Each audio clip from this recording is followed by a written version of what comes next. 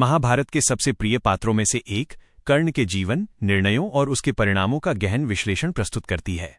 कर्ण के जीवन के उन महत्वपूर्ण बिंदुओं को उजागर किया है जहां अक्सर यह माना जाता है कि उनके साथ अन्याय हुआ, और साथ ही यह भी बताया है कि उन्हीं घटनाओं को एक अलग दृष्टिकोण से कैसे देखा जा सकता है जो उनके अपने निर्णयों और कर्मों के परिणाम को दर्शाती हैं।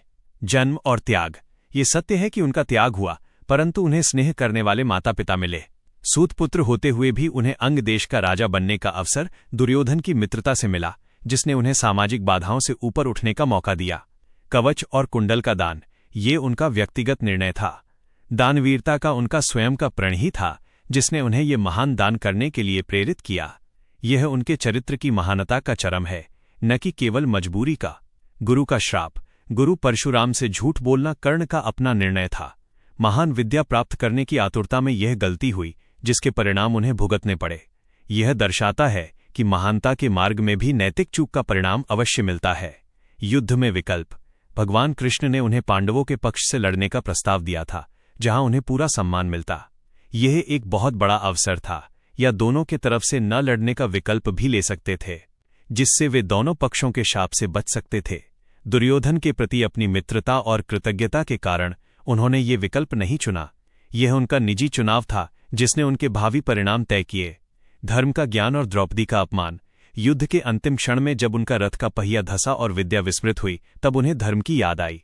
द्रौपदी के चीरहरण के समय भरी सभा में अपनी वाणी से दुर्योधन का साथ देना उनका सबसे बड़ा अधर्म था। उन्होंने उस समय अधर्म के पक्ष में मौन या विरोध का चुनाव नहीं किया। यह निष्कर्ष बिल्कुल सही है कि सुख और दुख जीवन का हिस्सा है। यदि कर्ण की जिंदगी में ये घटना नहीं हुई होती, तो क्या महान महारथी कैसे बनते? उनका निर्णय ने ही उन्हें महान बनाया, और उनके गलती भले ही एक ही क्यों न हो, उन्हें उनका परिणाम मिला। इस दुनिया में सभी अपने निर्णयों का परिणाम ही तो मिलता है।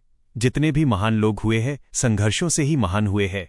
कर्ण की कथा इस बात का सशक्त उदाहरण है कि किसी व्यक्ति की महानता केवल जन्म या भाग्य से नहीं, बल्कि चरित्र, मित्रता, प्रतिज्ञा और जीवन के महत्वपूर्ण मोड़ों पर लिए गए निर्णयों से बनती है। महानता, दानवीरता, अटूट मित्रता और अद्वितीय शौर्य के कारण वे महान हैं। त्रासदी। दुर्योधन के प्रति अपने मोह, धर्म के मार्ग से भटकने और सही समय पर सही निर्णय न लेने के कारण उनका जीवन त्रासद रहा। कर्ण का जीवन ये सिखाता है कि महानतम व्यक्ति भी अपने अधार्मिक या अनैतिक कृत्यों के परिणाम से नहीं बच सकते। वे स्वयं अपने चुनाव के परिणाम थे। इसी कारण वे इतने प्रासंगिक और जनप्रिय हैं, क्योंकि उनका जीवन मनुष्य की जटिलताओं, महान क्षमताओं और नैतिक विफलताओं का एक शक्तिशाली मिश्रण प्रस्तुत करता है।